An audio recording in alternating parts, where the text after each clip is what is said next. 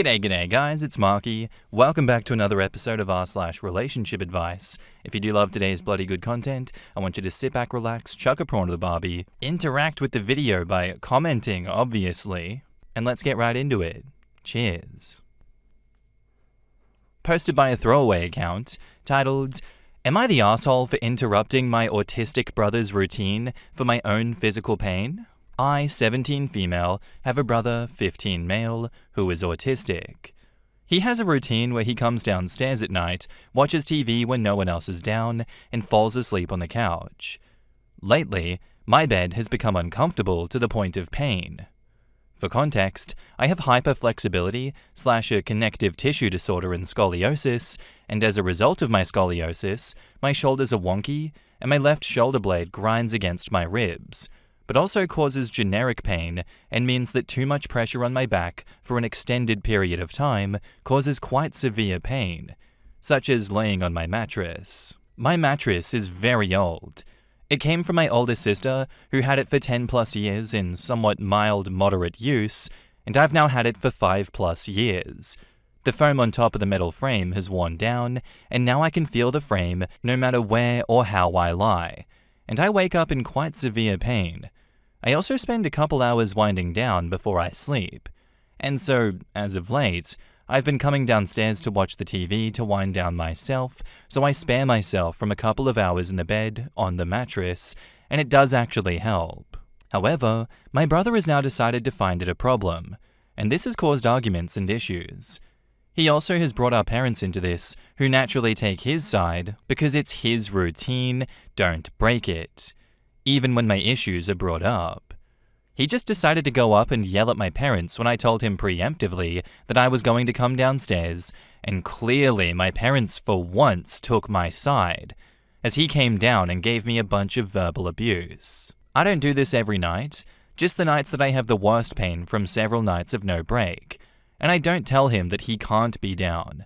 I tell him that he is more than welcome to sit on the love chair that we also have in the living room, with the only request that he either uses headphones or has low/no volume on his phone without headphones so that I can actually focus and enjoy what I am watching.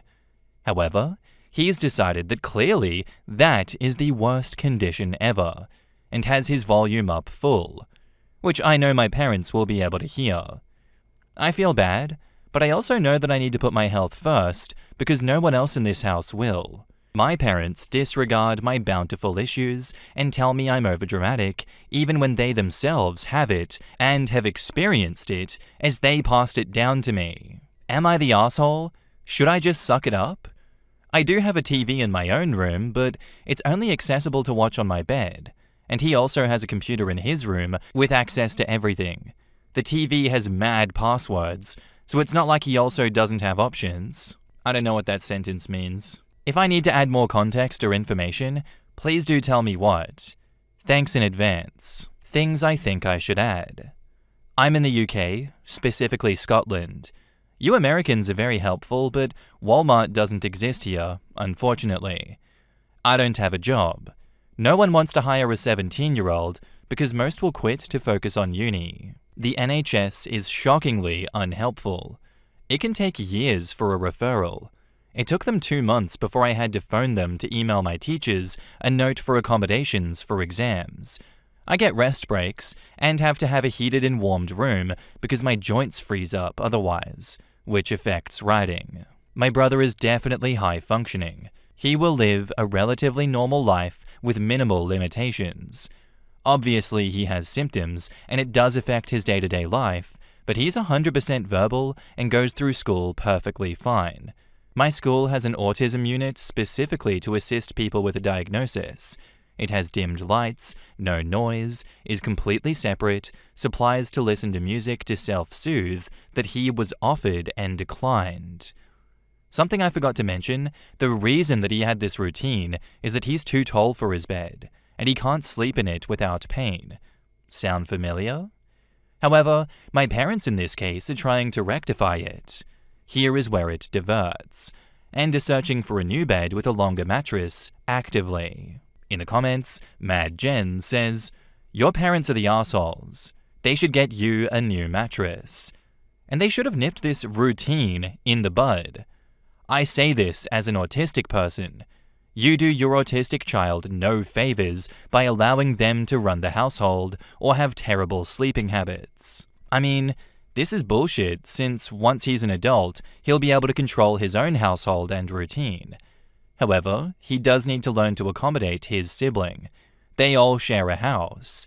His needs are not more important. Why aren't your parents getting you a new mattress? Or at least a memory foam mattress topper?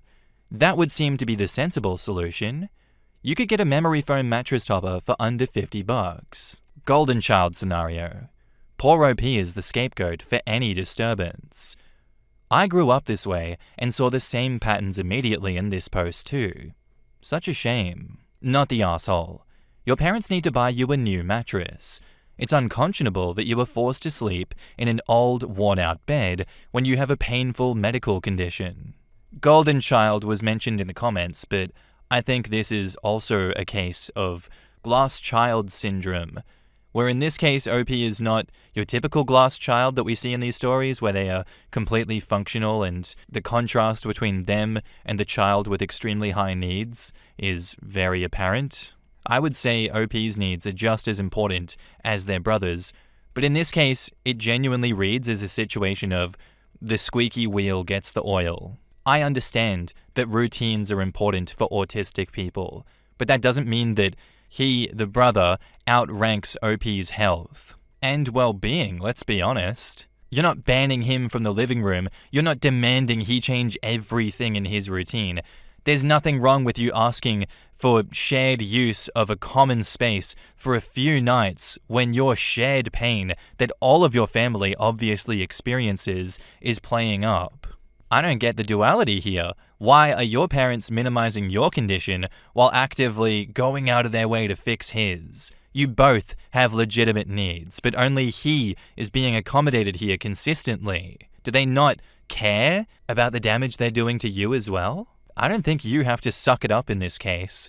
I don't think you have to lie in pain just to keep this routine that your brother wants. A compromise is the right thing to do. Him using headphones or some different kind of seating arrangement where he turns his goddamn volume down is perfect. Because at the end of the day, your health is not less important than his comfort, not the asshole OP.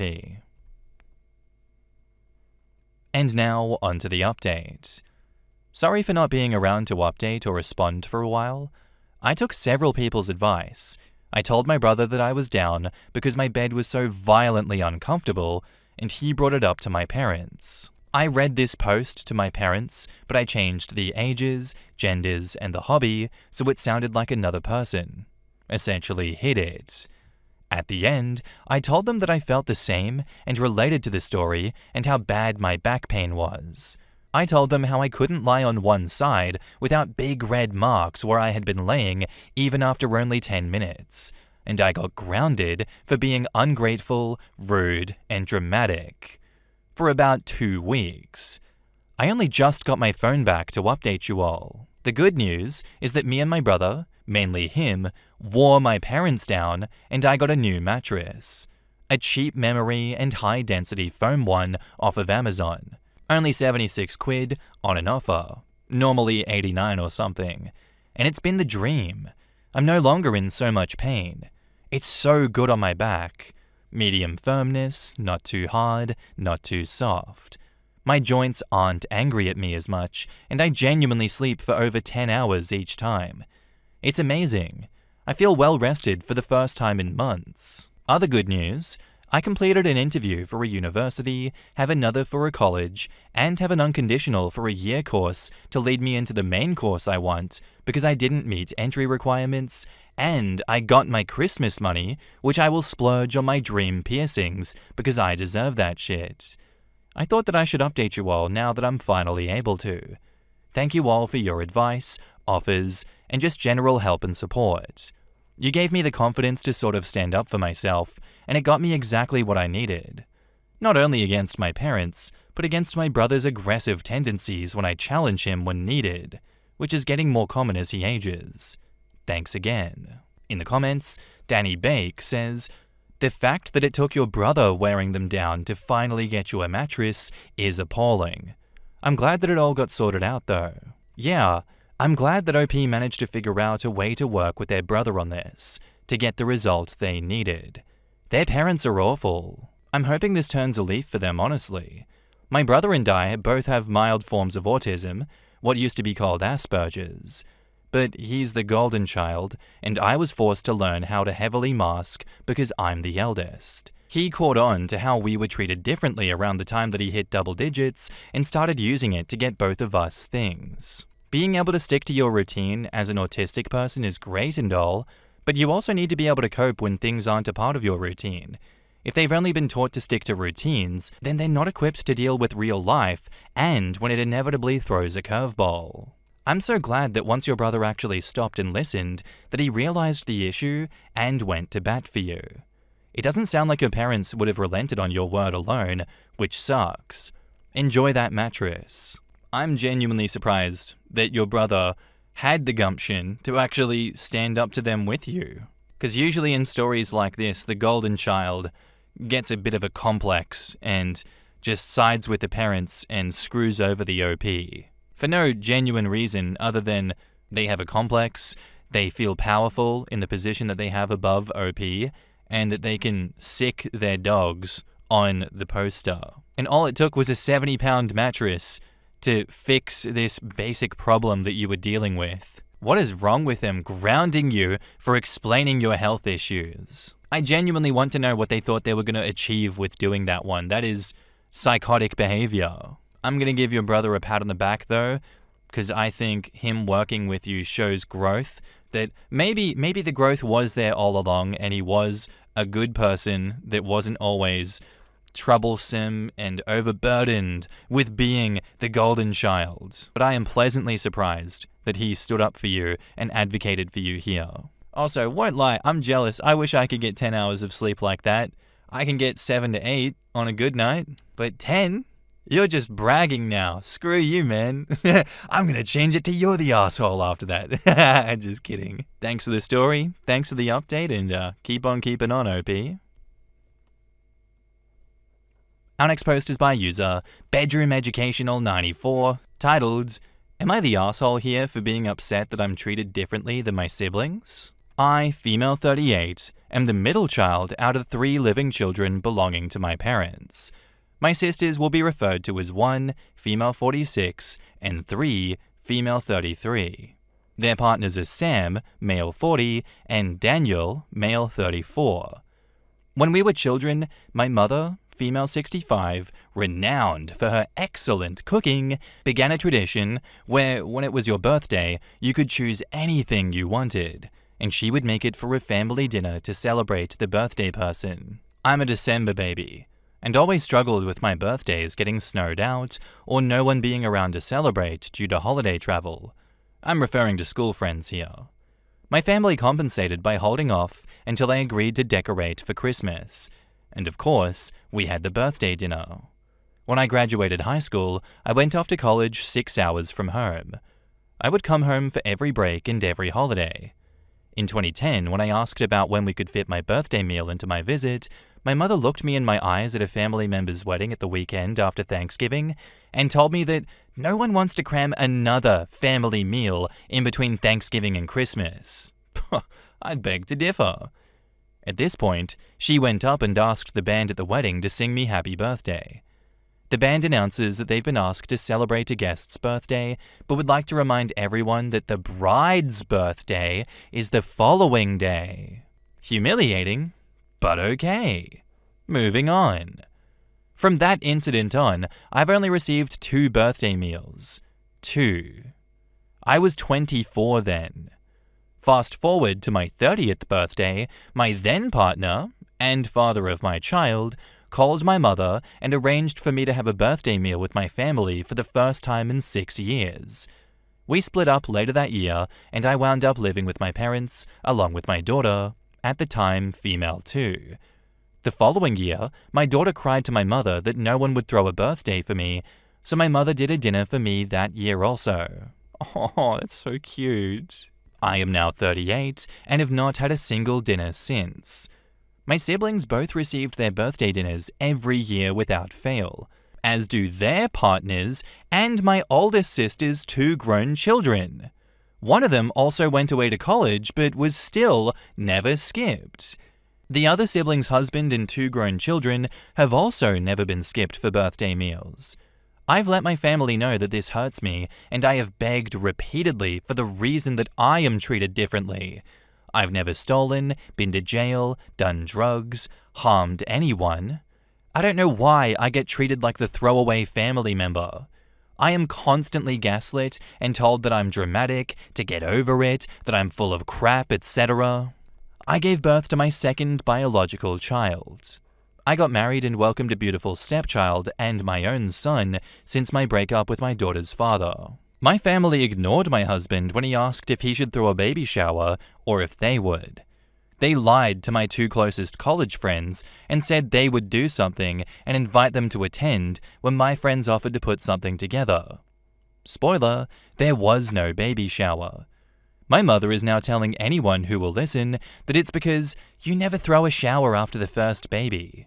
However, my older sister got a shower for both of her children. My mother said it was because she had a girl first, and we just thought that she would need some boy things. In case you haven't been following timelines and family members, I said I have a daughter, a stepdaughter, and just had a baby boy last year. That's right, daughter first, boy second, no shower. Now the final straw for me was New Year's Day. I overhear my sisters talking about their itinerary and dinner. I ask what they're talking about, and it turns out that they're going to my dream vacation. The country is somewhere that I've wanted to go for a long time, and are discussing the trip. That's right, they're taking a sibling trip together with their partners. My partner and I, once again, were excluded. The hurt must have been plain on my face because my younger sister snorted, looked at me and said, "What, do you want to come?" Chuckled, and went back to her conversation. She was my maid of honor, by the way. I show up for everyone else's birthdays, graduations, celebrations, etc. I bring a dish, or 5. I bring a gift. I set up. I break down, and clean up. Yesterday, I received a photo via text of her engagement ring. While on their sibling trip, younger sister's partner proposed. Older sister and her husband were there recording. It's worth noting here that when I got engaged, it was the day before Father's Day, so I kept it to myself so no one would claim that I was trying to make Father's Day all about me. My niece noticed and pointed out to the older sister, who replied, "Yeah, I see the fucking thing," and rolled her eyes. I need to know if my feelings of being treated like trash they wish they could make disappear are valid, or if I'm being the asshole here. I've spoken to my family about how this hurts me, and I'm told to suck it up and not be so dramatic. I am also gaslit and told I'm making things up. I get a present for my birthday every year, but I keep trying to tell them that I would rather just have a dinner with my family rather than something that they bought to shut me up. I'm not greedy. It's not because I want stuff. I just want to be treated like I'm as important as the rest of the family, or at least that my children are. No baby shower for one of them, and none of them have gotten a dinner from my mother ever. No one can tell me why my husband and I are treated as inferior to my other siblings. I want to know why I am expected to show up and celebrate people who make it pretty obvious that they do not celebrate me. Does feeling this way make me an asshole?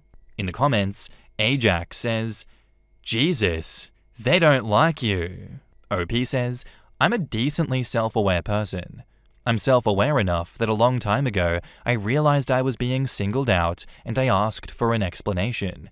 No one will tell me what I did or why I get treated so differently. I'm my parents' biological child, just like my siblings. So I'm not like a product of an affair or anything. The disdain that I am addressed with in all things is almost palpable. It enrages my husband, but then again, he loves me, and watching me sob my heart out is taking a toll on him. Stop putting yourself through this. You deserve better.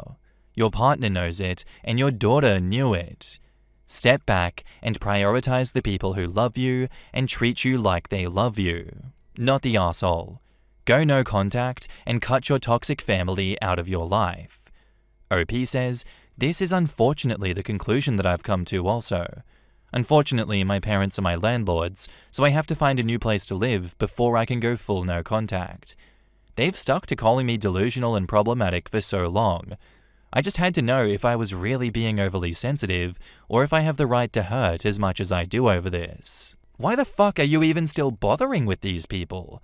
Stop begging for crumbs like a hungry, abused dog that doesn't know any better. Fuck them. Go no contact with your parents and your siblings.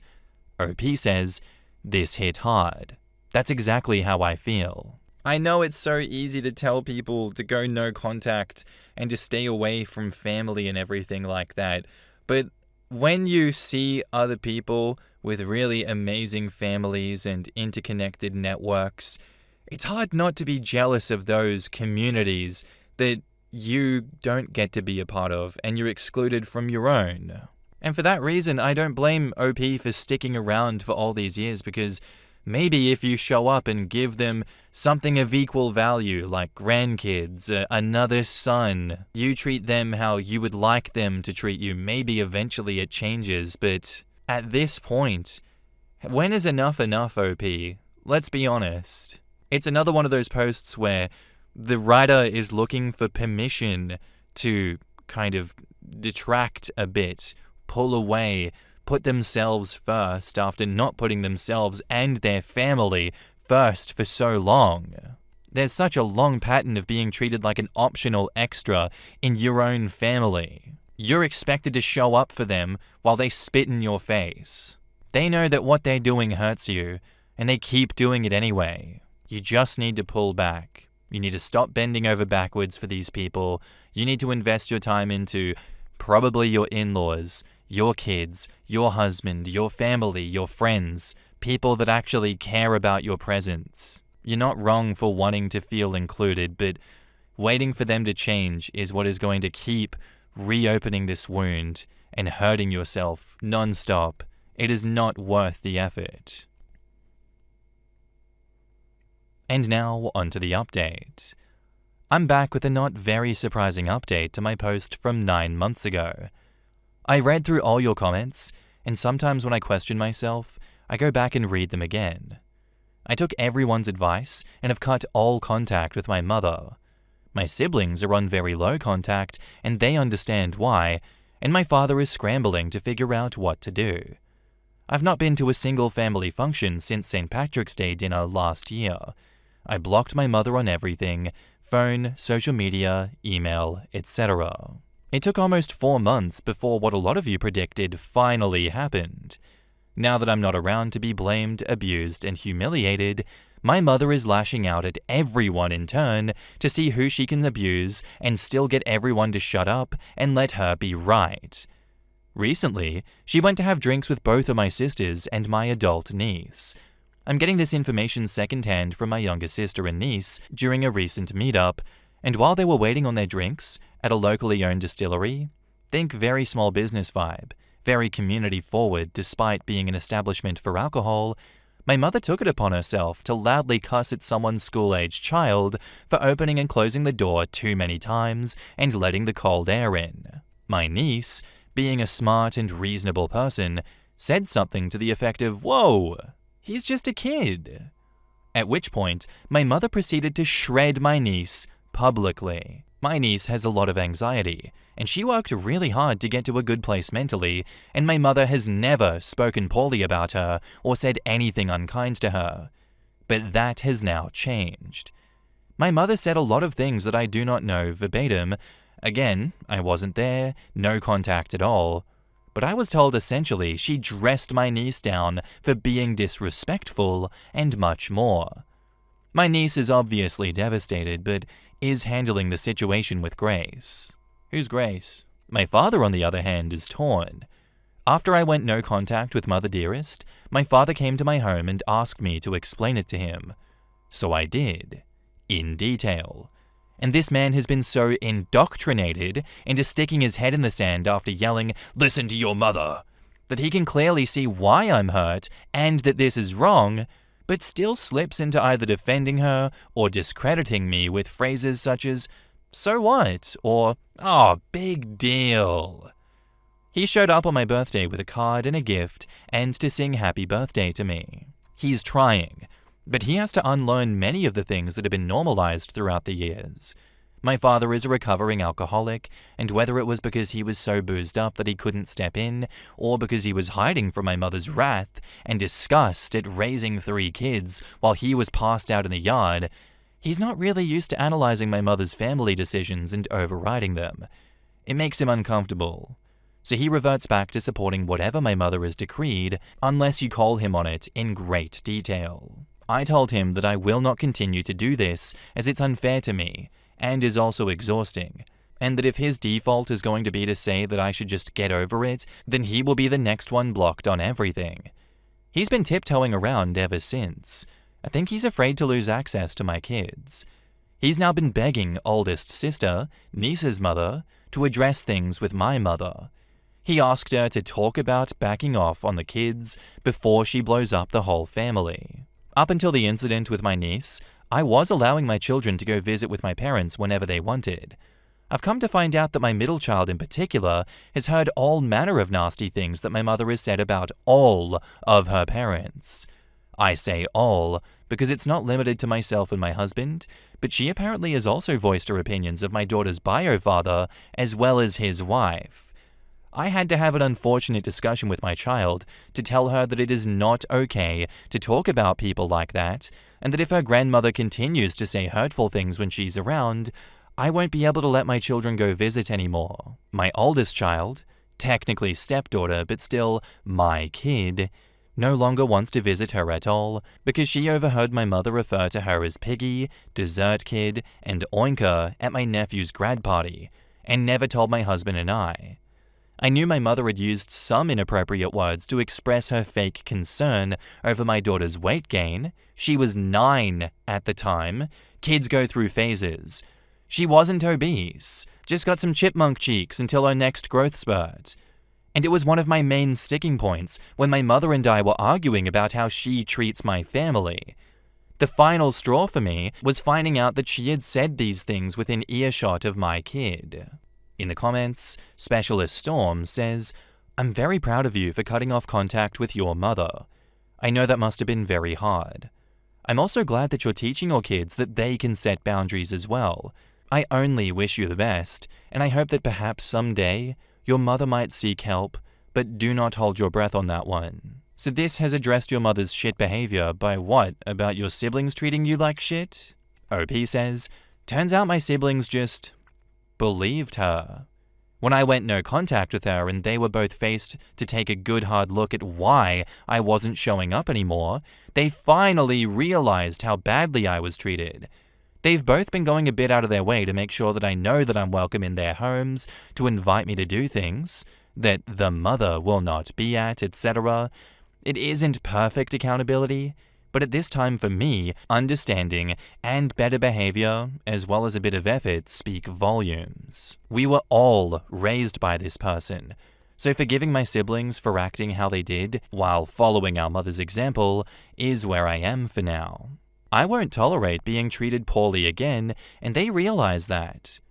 Both of them have said that there is no reasonable excuse for how she has treated me. For the record, my sisters have done some hurtful things to me, but have always treated my children very well. All of my children, which is important to me. My sisters spoil and love on my stepdaughter the same as they do both of my bio kids. So while all of them behaved badly, my mother behaved intentionally. To me, there's a big difference. And it's why I'm low contact and willing to give my sisters a chance to move forward, but not my mother.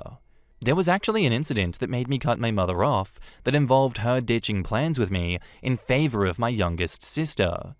Both sisters were immediately outraged and told me what crap it was that she does this to me. Young Coasty says, "And they thoroughly have apologized for the trip and rubbing it in your face? That's some really ugly behavior." OP says, "No, they have not." Yeah, until you get that apology, and it's genuine, I wouldn't be giving them that much credit. they also treated you like shit and need to actually take credit for it, because they made the decision to treat you poorly. OP says, they don't think that it was wrong for 4 adults to plan a vacation together. They see nothing wrong with what they did and don't believe they rubbed it in my face. They maintain that it was not an active decision to treat me poorly, but rather they decided for me, based off of things my mother says about me and my husband's finances, that I probably couldn't go anyway. And since I had young children at home, they thought that I wouldn't want to. So they never bothered to mention it until they'd been planning for nearly 4 months and had accommodations booked, and it was too late. Sure, planning a trip as 4 adults is one thing, but they planned it as a siblings/partners trip and left a sibling out. They still treated you like crap around it, being super dismissive and picking the place that you had really wanted to go, and then being rude when you were upset. They shouldn't have made that choice for you, or they shouldn't have planned it as siblings and partners. OP says, that's what I said to them. My finances are for me to decide and no one else. If I couldn't swing it, I'd have said so. You can see why I dig so deep in comments sometimes, right? Like, if I just did a minute or 2 of comments, we wouldn't get extended stories like this one. We wouldn't get the full juicy details. And it kind of bothered me that OP focused so much on her mother being the bad guy in the update. I understand that is the root cause of the evil, but the rot goes incredibly deep, and it shows. Everyone around your mother enables her behavior, and I think it's gone on so long that it's been normalized to a point that they can't really separate the effects that long-term exposure to it has had on them. And I genuinely feel like being around her for so long, so many decades, has changed all of those people in your mother's orbit, probably irreversibly. Your dad is too bitch-made to think for himself and be like, maybe my wife is the problem and I shouldn't be constantly blaming my daughter who has been the recipient of it and downplay everything and be like, oh, that's just how she is, slaps my knee. And then your siblings as well, not immediately apologizing for what they did to you there. I demand another update. I demand full accountability from these siblings because I still have a bone to pick with them. I'm so glad that you cut contact with your mother completely. I actually genuinely didn't get the feeling that she was that bad from the first story. In a way, does anyone else also feel that it was downplayed a bit, just the extent of how bad the mother was? Because I thought it was the entire family with like the siblings as well that were the problem. Not this goddamn Megatron in the middle that's just calling the shots. I will say, you need a full apology and full accountability from your siblings if they would ever want to repair this relationship fully. I agree with you, keep them extremely low contact for now until morale improves. Thank you for the story, thank you for the update, OP. Anyway, guys, that's all I have for you today. Thanks for sticking around, as always. Love your faces. Thank you for all the comments on the new format of videos I'm trying to put out there. I think for algorithm's sake, I'll try and make another channel if I do go full steam ahead with that type of content, because it doesn't really fit this channel's theme. And I know I have a lot of channels that I want to juggle. I got the facts channel, I got the true crime channel, I have the podcast, and then I'll have this channel as well. I'm going to be overwhelming myself, I get that. But putting me on camera gives me the energy that I need to do those other projects, to do what I would like to do with all of those. But my focus is this channel primarily, getting 2 videos up a day, and keeping this hustle going. So thank you for being here, and thank you for sticking around.